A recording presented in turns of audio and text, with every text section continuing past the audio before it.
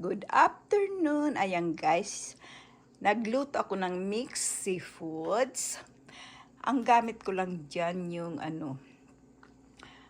ginisa ko yung bawang sibuyas sa butter. Tapos nilagyan ko siya ng tahong, hipon at saka alimasag. Yung alimasag pala, nabili ko yan doon nung pumunta kami sa kabilang bayan kasi walang yan dito. Walang binibinta, pero na lang sa mga special occasion. Ayan naman guys, yung aking artificial flowers, diba? Nakikita niyo yan sa aking vlog. Ayan, hinaluan ko pala siya guys ng mais. Yummy yan. Ayan, ito naman ang aking fruits. Nakabili ako guys, malalaking avocado. Ngayon lang ako nakabili ng ganyan kalalaking avocado dito.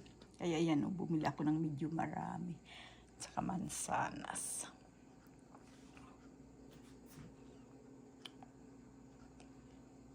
Ayan siya guys. Pasensya na kayo, medyo hindi ako nakakapag-live ngayon. Hindi rin ako nakakapag-upload. Nag-ano kasi medyo busy lang. Diba?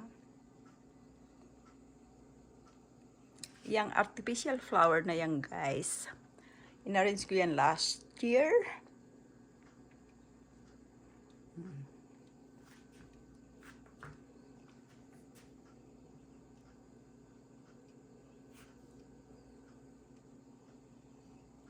Yan, mixed seafood. Simpleng-simple lang.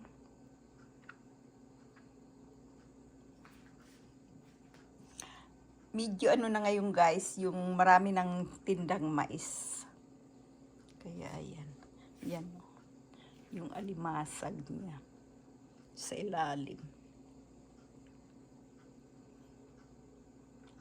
Maraming salamat guys sa panunood nyo. Ingat kayo lagi.